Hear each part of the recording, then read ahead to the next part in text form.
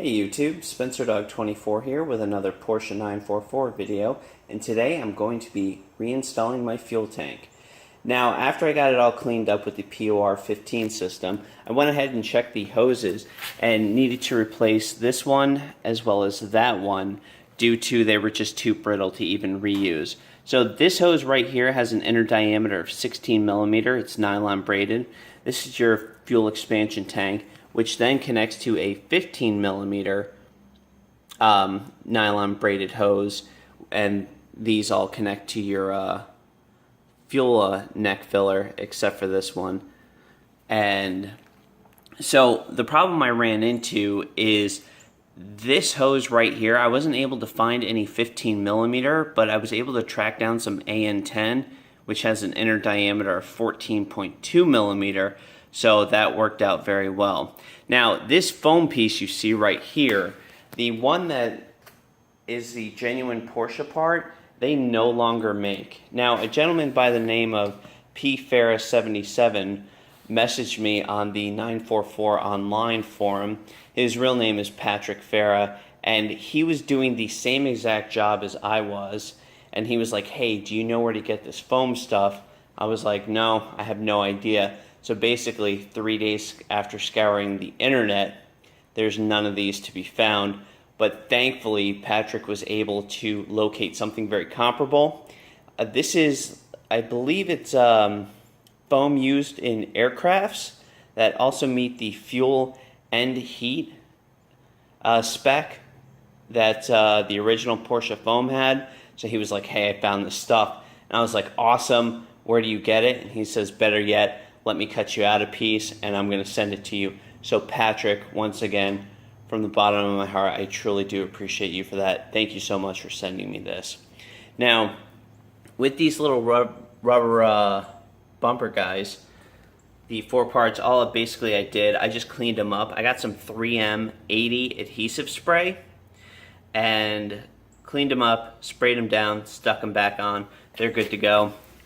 Now, when reinstalling the screws, what really threw me off is you can see that the screws are raised above the tank, which concerned me because I was like, well, when I put the tank in, it's going to hit the bottom of the metal and damage something. But come to find out, these hose lines are a specific length for a reason. So if you have to do this job, please keep your hose length. And the reason why that is I'm going to go under the car and show you. That's where one of the rubber bumper areas on the top of the tank went. Now, these grooves is actually where those screws sit. So that's why the hose needs to be cut to a specific length, so the raising part of that screw can rest in there and the tank will fit flush. Also, while under here, you need to put some kind of,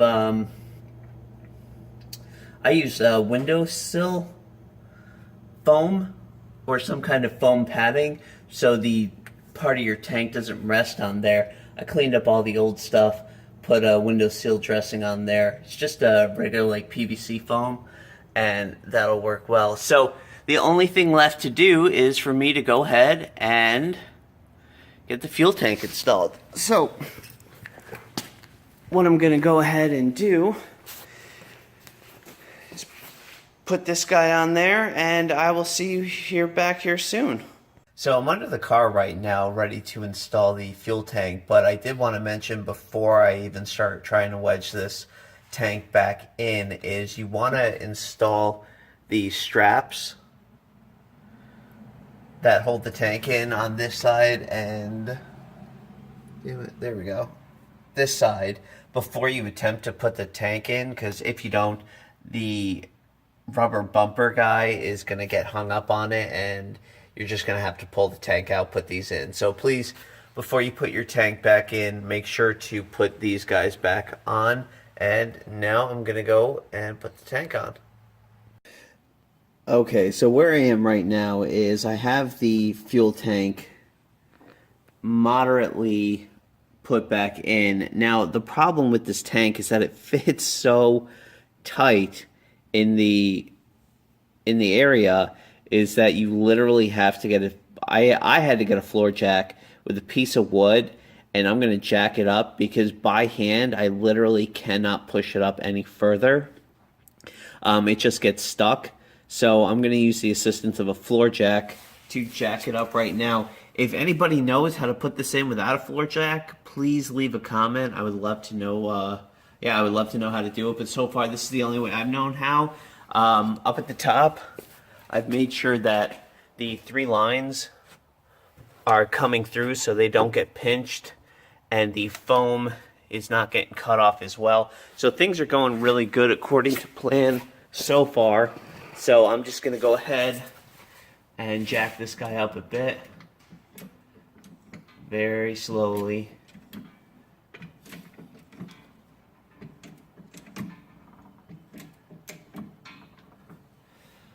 Alright, so with the fuel tank being held up by the jack stand and the block of wood, I was able to put the strap back on and get the strap threaded in. So I'm going to tighten down the 13mm bolt. I will need to find a torque spec, and I will give that to you guys once I get that done, but I'm just going to get this tightened down temporarily so the tank can be held up.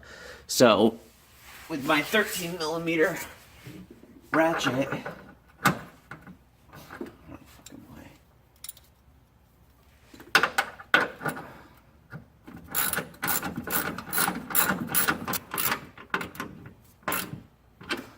alright, so that should hold it. So now I can let down the jack stand and move to the other side of the tank so I can get that part jacked up.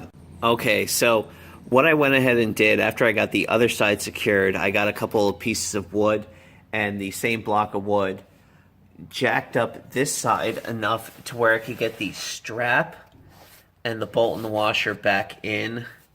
And I got it cranked up here. This is also a 13mm, and so now I can just tighten it up, and by tightening this, it's actually going to reseat the tank back into the cross member. So what I'm going to go ahead and do now is I'm going to bring you up on top here.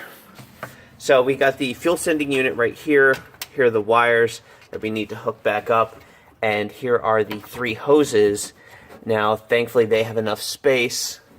There's the foam Patrick sent me. Thank you. You are awesome. That's just a huge deal, that piece of foam, because what a pain in the ass.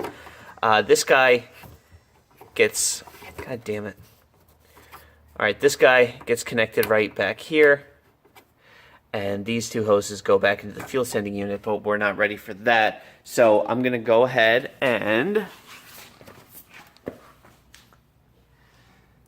tighten this guy down, find the torque specs on them, and I will be back. So the fuel tank is finally installed. These 13mm bolts, this one here and that one there, I wasn't able to find any torque specs. I also spoke with my friend Patrick. He didn't find any torque specs on them, so as far as I know, you just tighten them down till they're very snug. You don't have to go all Hercules on them. And I'm going to take you upstairs. We're going to reconnect the fuel sending unit. Back up top, I reconnected the wires. The purple goes right here, black and yellow right here, and the brown one is right there. Also, I put new bolts in because when I PUR-15 the tank, those got damaged. So I bought 5 new bolts. Let me get the spec size on those. So there are the cap screws that I use. They're M5. 0.8 by 15mm. I think they're like $1 for a pack of 2, so it was a very good deal. They look good on those. Put the filler tube back in temporarily. I still have a bunch of other work, but how this goes is the 15mm connects to the large tube right there. 10mm goes on there. This guy slides behind, connects right there. Of course, your top piece right here connects back to that. And then it's just a matter of putting your carpeting and everything else back, but no point in me showing you that because that'll just make the video longer than necessary. So I'm going to say thank you so much for watching, and if you have any questions, please leave them in the comment section, If not, I hope this helped, and I hope everyone has a wonderful day. Thank you. Bye-bye.